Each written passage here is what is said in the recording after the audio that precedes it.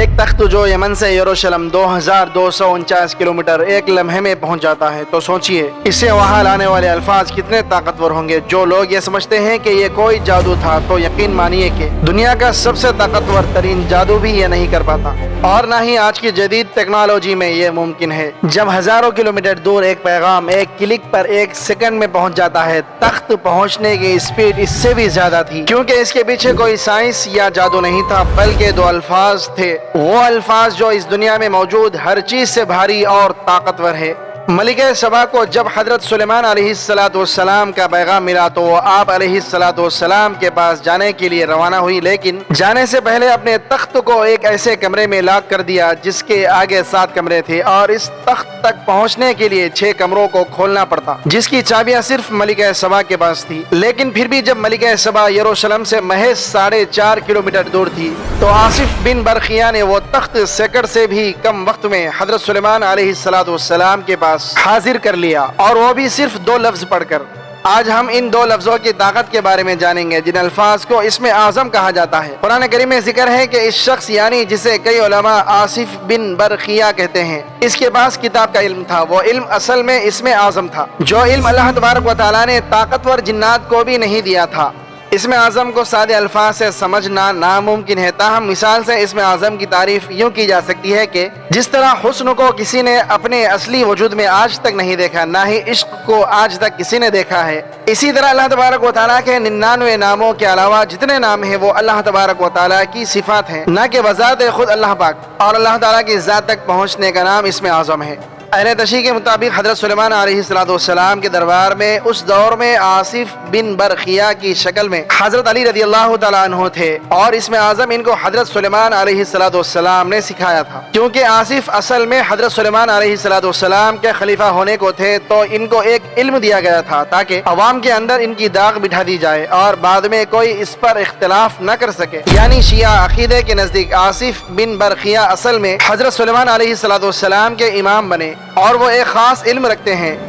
اور بعض کے نزدیک وہ حضرت علی رضی اللہ تعالی عنہ ہی تھے، اور اس دور میں وہ آصف بن برخیہ کہلاتے تھے۔ اہل سنت اس بارے میں مختلف رائے رکھتے ہیں۔ ان کا ماننا ہے کہ وہ حضرت علی رضی اللہ تعالی عنہ نہیں ہو سکتے، بلکہ وہ اللہ تبارک و تعالیٰ کے ایک ایسے بندے تھے جن کا ایمان مضبوط تھا، اور وہ ایک کامل ولی تھے۔ کئی علماء کا اس بارے میں بھی اختلاف ہے کہ یہ نام آصف بن برخیہ یہودیوں نے رکھا ہے، جبکہ ان کا نام یہ نہیں تھا۔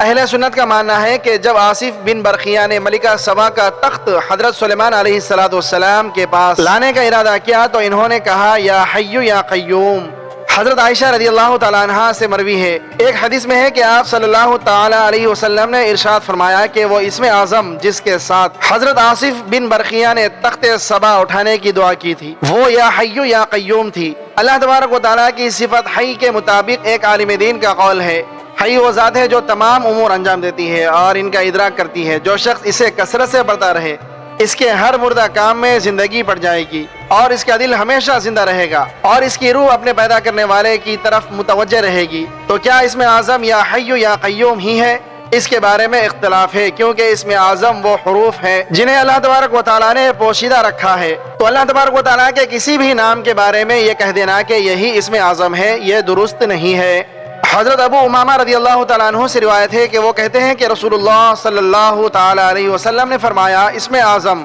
3 صورتوں میں ہے، سورہ البقرہ، سورہ آل عمران اور سورہ طٰہٰ، اور جب ہم نے ان تینوں صورتوں میں تلاش کیا تو وہ ہے اللہ کے 99 نام، سب کے سب اللہ تبارک و تعالیٰ کے تابع ہیں، جن کے ساتھ مل کر پورے 100 ہو جاتے ہیں، اور جنت کے درجات بھی 100 ہیں۔ چنانچہ حدیث میں ہے کہ جنت کے درجات 100 ہیں اور ہر 2 درجوں کے درمیان 500 سال کی مسافت ہے۔ اور اسماء الحسنہ کے بارے میں فرمایا کہ جو شخص انہیں یاد کرے وہ جنت میں داخل ہوگا، تو معلوم ہوا کہ اسماء الحسنہ کی تعداد جنت کے درجوں کے برابر ہے۔ اللہ نام کے اسم اعظم ہونے کی یہی دلیل بتائی جاتی ہے کہ باقی تمام نام اس نام کے تابع ہیں۔ جو شخص اللہ تعالیٰ کو اس کے کسی نام سے پکارتا ہے تو اس میں اس شخص کا حصہ ہوتا ہے، اس میں اللہ کے ساتھ پکارنے میں اس کا کوئی حصہ نہیں ملتا، کیونکہ وحدانیت میں کسی کا کوئی حصہ نہیں ہے۔ حضرت ابو سعید رضی اللہ تعالیٰ عنہ فرماتے ہیں کہ سب سے پہلے اللہ تبارک و تعالیٰ نے اپنے بندوں کو ایک کلمہ یعنی اللہ کی طرف بلایا، جس نے اسے سمجھ لیا اس نے دوسرے کلمات کو بھی سمجھ لیا۔ اس لیے اللہ تبارک و تعالیٰ نے قل هو اللہ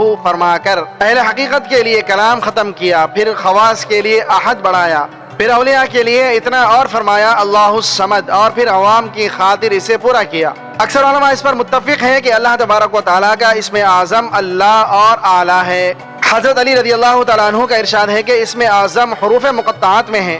اور جو شخص ان حروف کو ایک دوسرے کے ساتھ جوڑنا جانتا ہو تو وہ اسم اعظم سے ناواقف نہیں رہ سکتا۔ تو کیا اس کا مطلب یہ ہوا کہ حروف مقطعات ہی اسم اعظم ہیں؟ بعض علماء کا قول ہے کہ اسم اعظم احد اور صمد ہے، بعض نے کہا کہ ذوالجلال والاکرام ہے، اور بعض نے ربنا کہا ہے۔ اسم اعظم کے سلسلے میں مختلف روایات بیان کی گئی ہیں، جن سے یہ نتیجہ نکلتا ہے کہ جو شخص بھی اسم اعظم سے باخبر ہو جائے تو نہ صرف یہ کہ اس کی دعا قبول ہو جاتی ہے، بلکہ وہ شخص اسم اعظم کے ذریعے اس دنیا کے بہت سے عجیب و غریب کام انجام دے سکتا ہے۔ لیکن اللہ پاک کے ناموں میں سے کون سا نام اسم اعظم ہے، اس سلسلے میں واضح کچھ نہیں کہا جا سکتا۔ جیسے قرآن میں حروف مقطعات کے بارے میں کسی کو خبر نہیں ہے کہ قرآن میں ان کا ذکر کیوں آیا ہے اور ان کا کیا مطلب ہے۔ اللہ تبارک و تعالیٰ سے دعا ہے کہ وہ ہمیں اپنی فرما برداری اور شکر گزاری کی زندگی گزارنے کی توفیق عطا فرما دے۔ ویڈیو کے آخر میں ایک بار درود شریف پڑھنا مت بھولیے گا۔ امید ہے کہ آج کی یہ ویڈیو آپ کو کافی معلوماتی لگی ہوگی